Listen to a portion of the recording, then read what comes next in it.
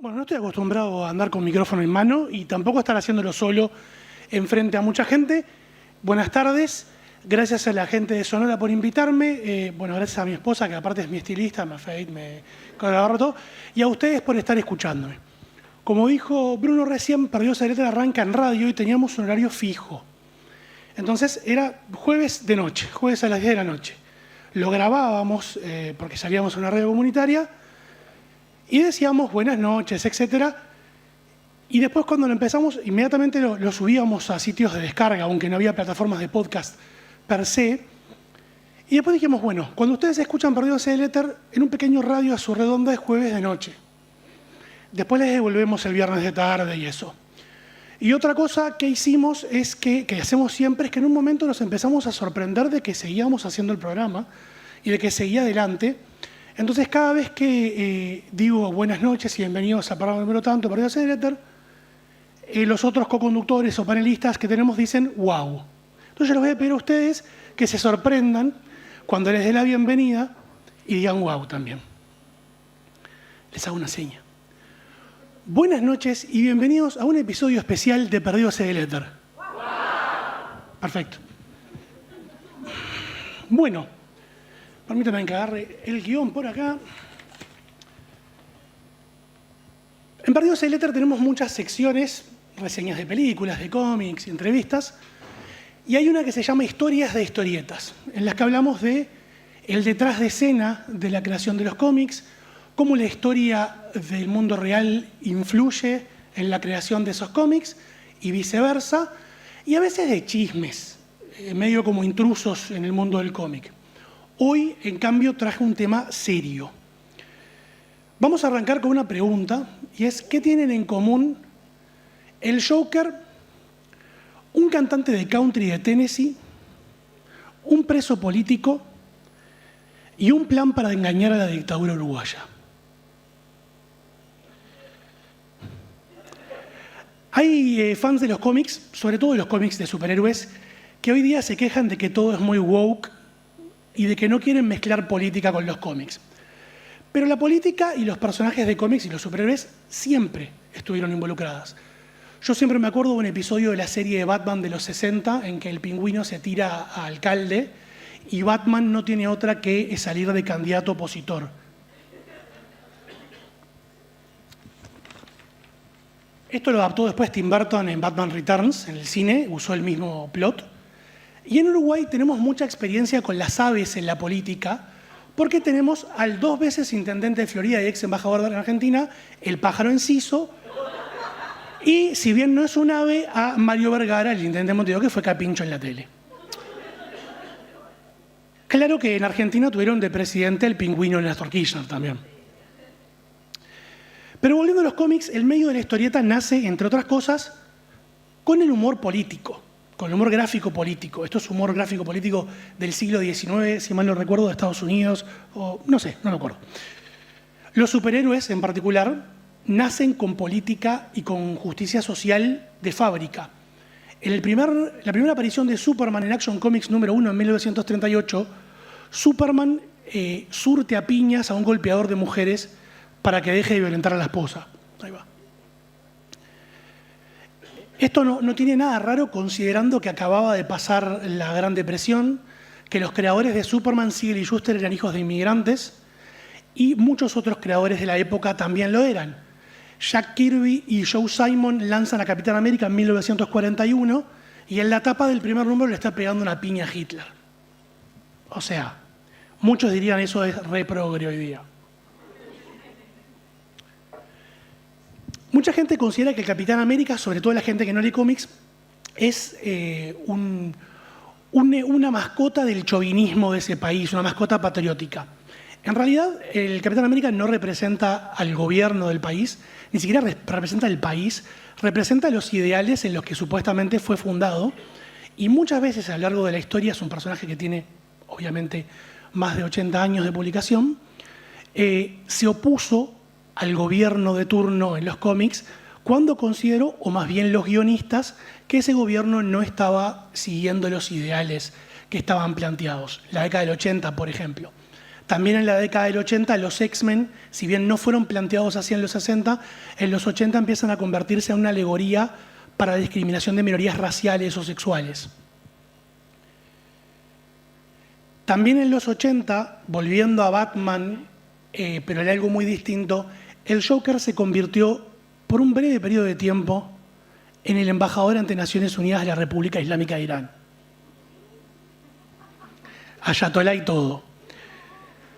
Esto pasó, el Joker estaba buscando tener inmunidad diplomática porque había matado al Robin de turno, que era el segundo Robin. No pregunten, es una historia muy larga, o pregunten y la contestamos en otro episodio. Pero mencionar al Joker me lleva al tema que les prometí. Y podemos titularlo El día en el que el Joker luchó por salvar un preso político de la dictadura uruguaya.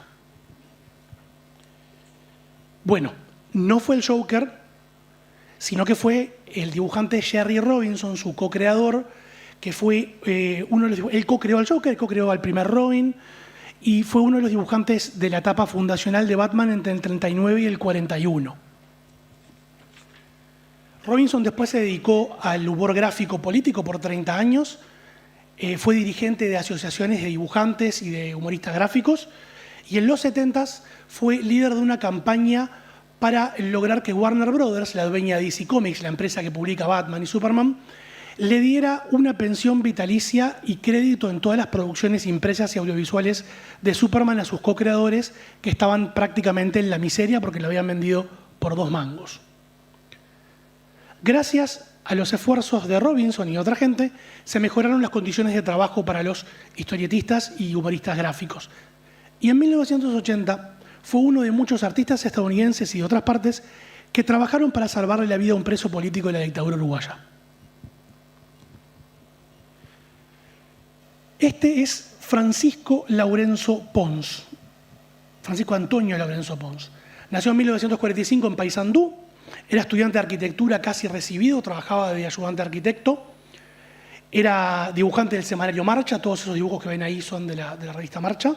También publicaba en El Occidental y en El Popular y firmaba sus dibujos como Paco. Tiene un algo a Michael Caine de joven.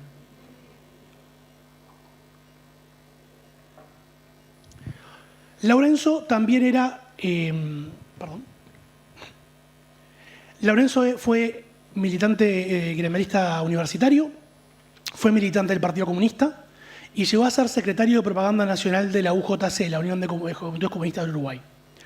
Fue responsable de Liberarse, que era el medio de prensa de la UJC, y de Jornada, que era el órgano de prensa de la FEU, la Federación de Estudiantes Universitarios de Uruguay. En junio del 73 tiene lugar el golpe de Estado acá en Uruguay. En noviembre de ese año, entre varias organizaciones de izquierda, son ilegalizadas el Partido Comunista y la UJC y se clausuraron publicaciones como El Popular. En noviembre del año siguiente se clausura Marcha. Laurenzo tenía 29 años. Entre sus compañeros de la UJC estaba su novia, una docente de literatura de 24 años llamada Nibia Zabalzagaray. En mayo del 74, Laurenzo es detenido por las fuerzas conjuntas a raíz de una manifestación en la avenida 8 de octubre, acá en Montevideo. Lo liberan en junio, pero unos días después, Zabalzagaray es detenida, torturada y asesinada por las fuerzas represoras. Francisco y Nibia se iban a casar en octubre de ese año. Tras la muerte de Nibia, Laurenzo pausa su actividad política, pero solo hasta agosto del mismo año. En junio del 75, asume como secretario nacional de propaganda de la UJC. Requerido por la justicia militar, continúa su actividad, pero con una identificación de otra persona. Pasamos, siguiente, por favor. El 21 de julio del 78, es detenido y poco tiempo después es procesado por el inciso quinto del artículo 60 del Código Penal Militar, caratulado como asociaciones subversivas. Básicamente, un gobierno de facto estaba condenando a alguien por atentar contra la Constitución. Laurenzo fue sentenciado inicialmente a 8 años de reclusión, pero su pena luego fue fijada en 6 años y 6 meses. Primero estuvo en el FUSNA y después pasa al penal de libertad. Al momento de su detención, esto fue varios años después del fallecimiento de Nibia, él estaba en pareja con Claudia Coronel y tenían un hijo de poco más de un año, Tomás. Pasamos a 1980 y Amnistía Internacional declara a Laurenzo como un preso de conciencia y comienza una campaña de escritura de cartas a las autoridades uruguayas para lograr su detención. Francisco tenía problemas de salud cada vez más graves, empezando por una infección urinaria que le daba fiebre y otras cosas, un problema renal y más. Si las enfermedades no fueron causadas por la tortura y por las condiciones de la reclusión, sí se las agravaron mucho. Pasamos ahí. Es una foto de su ficha de detenido. Vemos el notorio cambio en él. Amnistía reclutó a agrupaciones de dibujantes y historietistas de humor gráfico político de Estados Unidos, entre ellos la Association of American Editorial Cartoonists, de la cual Jerry Robinson era el presidente. Llevaron a cabo entre todos una subasta a principios del 81 que recaudó unos $4.500 destinados principalmente a ayudar a Claudia y a Tomás. Entre los donantes se encontraban Milton Caniff, creador de la tira Terry and the Pirates, Lee Falk, creador del Fantasma y Mandrake el Mago. Fantasma, por cierto, es el primer superhéroe estadounidense. Y el dibujante español-argentino de DC Comics, José Luis García López, quien aportó esta etapa de un cómic de Tarzán.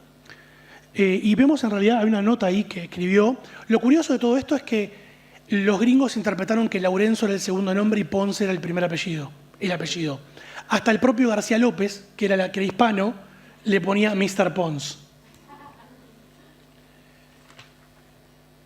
Además de la subasta, Robinson y Sandy Campbell, que era la persona que le había sucedido como presidente de la asociación, tuvieron un plan: inventar un premio falso y dárselo a Laurenzo.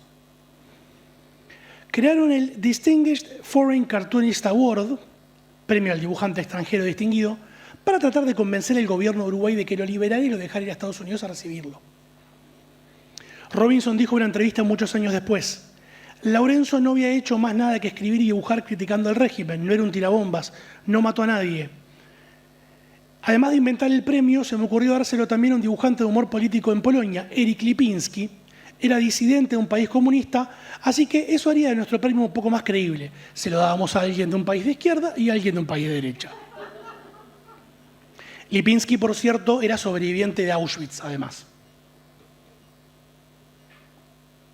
¿Esto es hablar solo? Campbell y Robinson fueron a Washington a hablar con el embajador de Uruguay. Se reunieron con él, no lo nombran, pero el embajador en ese momento era Jorge Pacheco Areco. Campbell dice que habló con un funcionario de la embajada uruguaya y le preguntó si era verdad que Laurenzo estaba preso. El funcionario le dijo: en Uruguay no tenemos presos políticos. Además, los dibujantes estadounidenses lograron que congresistas y senadores de su país elevaran cartas al gobierno uruguayo. Entre los legisladores que firmaron cartas estaban Bob Dole, luego candidato a presidente por los republicanos, y Al Gore, que luego fue el vicepresidente de Bill Clinton. Por supuesto, el gobierno uruguayo no les creyó mucho lo del premio. Tenemos una imagen de la carta. Gracias, muchas gracias. Sí, el gobierno uruguayo le dio permiso a Claudia y a Tomás para que viajaran una semana a Estados Unidos a recibir el premio en su nombre. Las autoridades militares le interrogaron a Laurenzo preguntándole cómo habían llegado sus obras hasta Estados Unidos. Laurenzo dijo que no tenía idea, pero que capaz que habían visto su trabajo en marcha. Tenemos ahí una imagen de parte de los documentos de la interrogatorio. Noticias sobre el premio y sobre la situación de Laurenzo se publicaron en varios medios de todo Estados Unidos, varias veces a lo largo de los años, en una publicación especializada llamada The Editor and Publisher, y puntualmente en 1981 en medios generales como The New York Times y The Washington Post, además de otros medios menos conocidos como un periódico de Hopewell, Virginia, una ciudad de 23.000 habitantes, y en The Catholic Voice, el periódico de la Arquidiócesis Católica de Omaha, Nebraska. Tenemos un recorte ahí del Times. United Press International, a través de un corresponsal en Uruguay, le preguntó a un miembro del Supremo Tribunal Militar sobre el tema. El militar admitió que Laurenzo estaba en la cárcel, pero que no tenía más datos. Que capaz que después de la feria judicial le conseguían más información. Muy uruguayo todo. El premio se entregó el 20 de junio del 81 en Nashville, Tennessee, En una convención de la asociación, y además de los dibujantes e historietistas, a la campaña se había sumado el cantante de country Tom T. Hall, quien compuso una canción que lamentablemente no pudo encontrar, pidiendo la liberación de Laurenzo y mandó imprimir miles de camisetas alusivas, que las vemos en la foto. Los demás son otra gente. Lipinski, el artista polaco, sí pudo asistir. En el 82 volvieron a elevar cartas del gobierno de Estados Unidos y en el 83 hicieron otra subasta que recaudaron $5.000. Pasamos un poquito más para adelante a los dibujos que hizo en la cárcel Laurenzo. No, ahí va, ahora sí. La campaña no logró liberarlo, pero se cree que ayudó a protegerlo. Según Robinson, gracias a todo lo que hicieron, dejaron de torturarlo y por miedo a que muriera en prisión, le dieron el tratamiento médico necesario. Yo vi documentos sobre el tratamiento médico, no hace ninguna referencia a la campaña, pero sí hay otros como el del interrogatorio y eso, y de las cartas de los legisladores que sí. Y finalmente, Laurenzo es liberado el 6 de agosto de 1984, 6 meses antes del fin de su sentencia, mientras pasaba la transición a la democracia, 3 meses antes de las elecciones. Laurenzo dijo: no tengo duda de que Jerry y los otros compañeros de la asociación tuvieron incidencia en mi liberación. Décadas más tarde estaba orgulloso de tener un dibujo de Batman firmado por Robinson. Francisco Laurenzo Pons vive, tiene 80 años, se graduó de arquitecto, trabajó muchos años en la Intendencia, fue ilustrador del País, ilustró, entre otras cosas, el libro Cartas desde mi celda, de su camarada León Lev. Pero en 1984, inmediatamente después de salir de la cárcel, volvió a la militancia política. Por ejemplo, ilustrando, ahora sí, un afiche para un acto pidiendo por una amnistía general para todos los demás presos y la aparición con vida de los desaparecidos. Apenas había pasado un mes de su liberación. Esto fue la historia de historietas que teníamos por hoy. Disculpen si no tengo tiempo de citar las fuentes. Le vuelvo a agradecer a la organización de Sonora y a ustedes por su atención. Los invito a que nos sigan en redes sociales o plataformas de podcast como Perdidos en el Éter. Y me despido hasta la próxima vez acá en Perdidos en el Éter, porque nosotros seremos extraños, pero no tanto como este mundo.